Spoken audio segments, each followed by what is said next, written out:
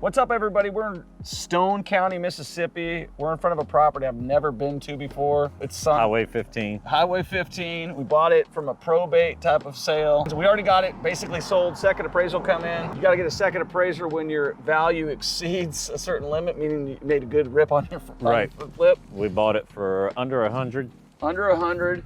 Good structure. Outside, we didn't have to do much to it. The backside had some hurricane damage that they had never repaired. Put some new shingles over the top of it, rebuilt the back deck. Front deck was a little old and rotten, so we went ahead and put a new deck in it.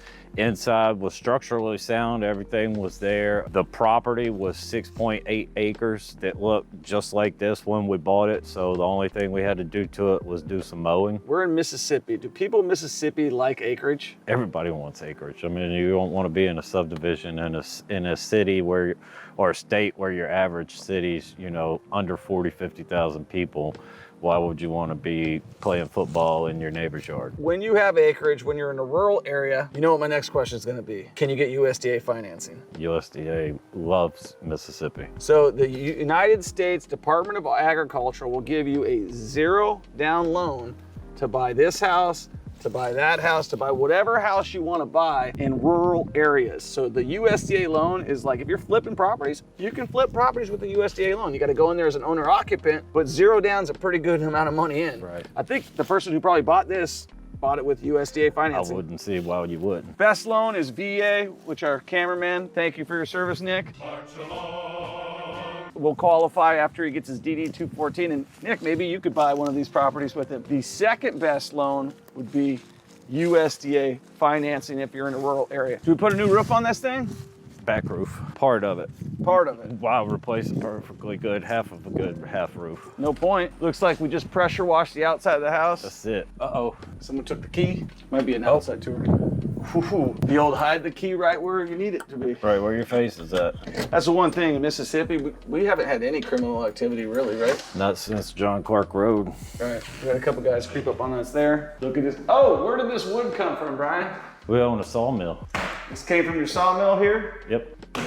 Nice little accent piece. So these cabinets, where did we get these cabinets at? From our local friend, Sean Peterson at Core Concepts. Sean Peterson, Core Concept. He's a high school friend of yours? Yep. Grew up with him, and he's got basic shaker cabinets. This kitchen run us, I think, $1,200 for the cabinets and about $1,300 on the countertops. Why isn't there any refrigerator or oven in here? We don't need to put a refrigerator or a stove in here to sell the property. And that might attract someone to steal it if it's out here on the highway and nobody's out here watching the house? It attracts theft, but it's also not required for financing. Why spend your money up front? A lot of times people want a refrigerator and a stove included in their financing, and we can approve that, but it also means you're gonna pay for it at closing. When you're about to get your cash back out of your investment, the property, then you say, hey, okay, instead of having your stove and your refrigerator sitting here, that's an extra $1,500, $2,000 that you've already fronted on top of repair costs. It's pretty pointless. Troy stopped doing it a long time ago. I agree, it doesn't make any sense to spend that money when you don't have to. But we were fighting about it a little bit in the beginning. It's like, listen. I didn't think we'd sell it. Showing the plugs, showing the walls, showing everything, just looking open. It takes a lot of faith to hope that your buyer is going to see what you intend to be there, but a lot of times that's not even our problem. Right. A lot of times what you can do to overcome that obstacle is you could say, you know, you put your price at the price that you want. You say appliances included with a full price offer. All right, let's walk this house. I've never been inside here.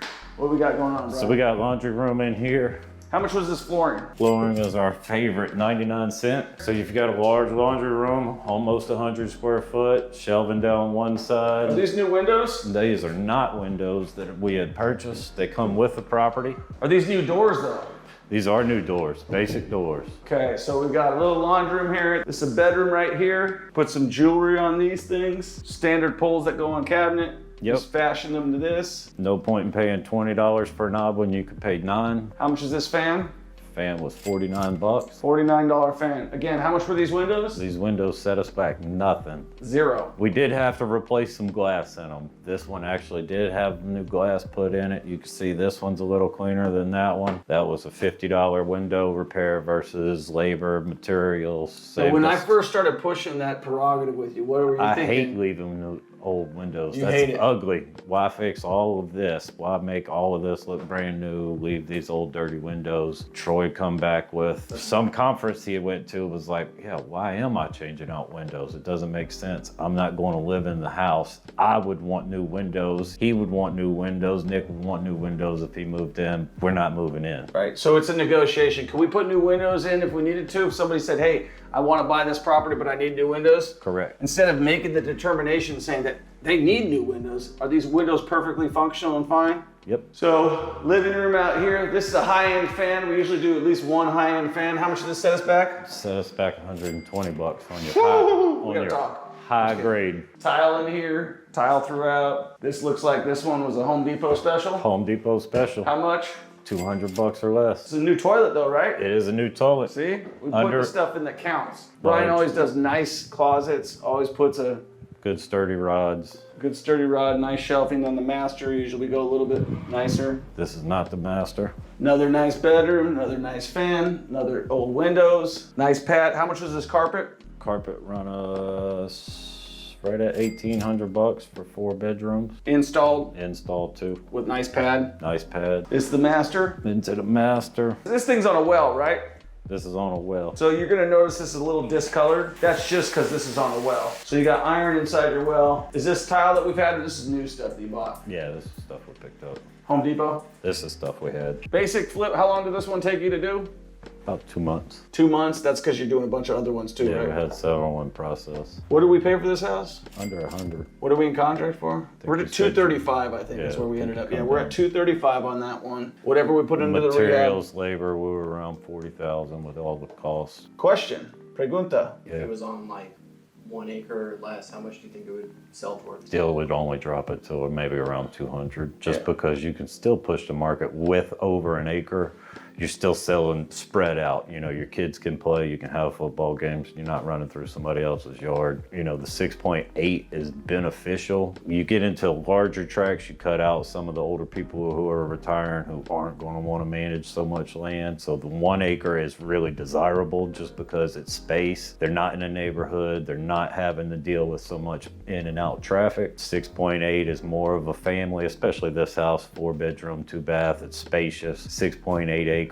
Troy Watch. threw it out there for $250. We bought it for $100. We had to pay for an extra appraisal to get our asking price or get where we wanted to get, but we still have a nice cushion in the profit. And here's the other thing. The buyers are probably in this house for $0 down. What's their investment? Their monthly payment. Right. Do you think Mississippi is going to continue to grow and do well? All the time. Land is valuable. That's Yep. what Nick is saying. So the land is valuable. Is it going to make it?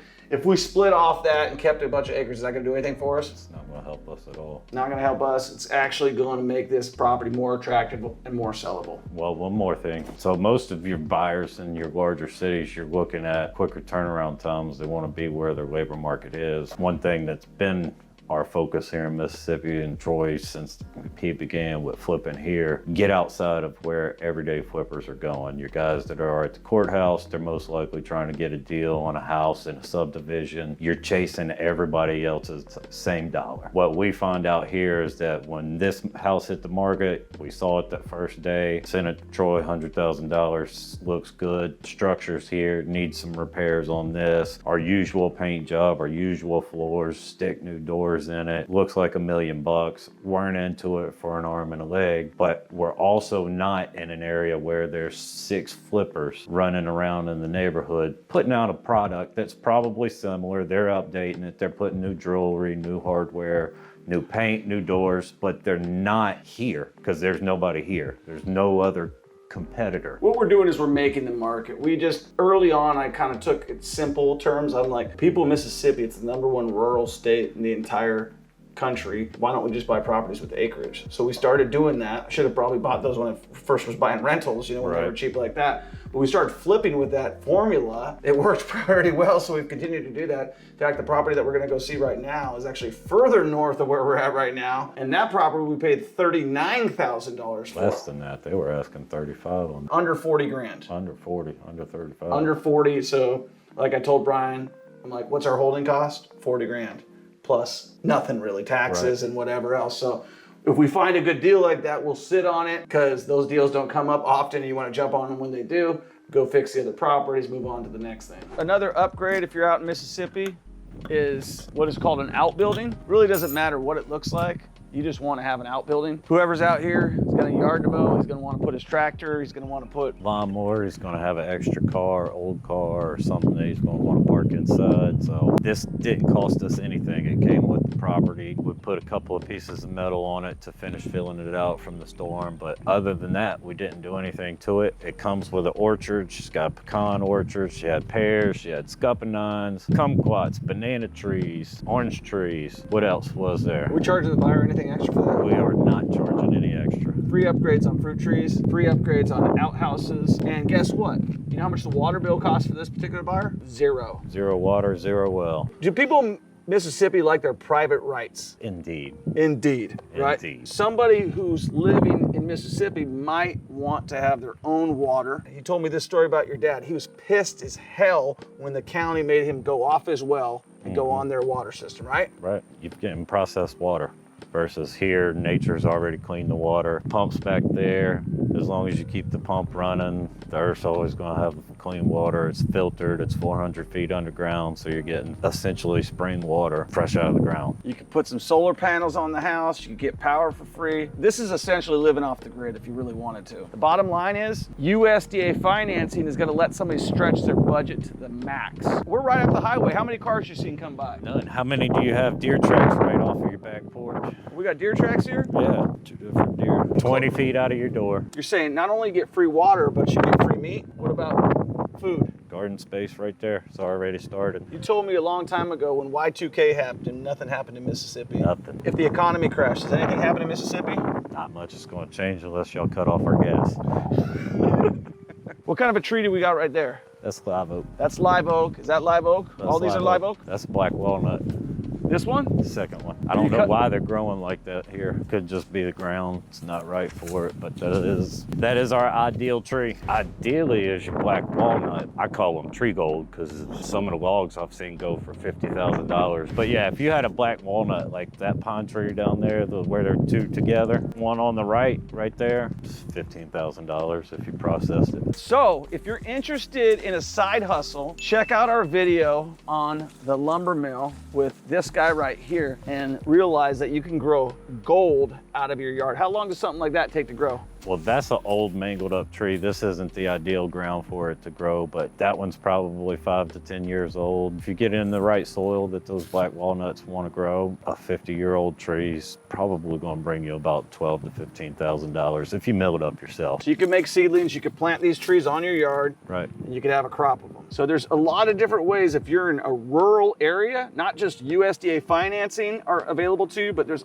multiple side hustles that you could be making on your own land, living in your land for zero down with a USDA loan, harvesting walnut trees, selling your fruit on the side as a stand, all that stuff. A lot of tracks, especially if you're looking in rural areas where you can find, used to be state land or used to be international paper, weighing house, or however you say that name, where they're offloading some of their inventory. They've already got a stock of pine trees grown up on it, or oak tree, hardwoods. You're probably going to find some black walnut. The further north you get, you're going to find more expensive trees throughout the property. If you can incur those kind of costs, the land cost is cheap because there's no property value as far as wells. There's probably not street access, but what there is going to be is some little trails running through it where you can get the lumber out. You get the lumber out, then you sell the property for next to nothing, but you've already harvested all of your wood value off of it.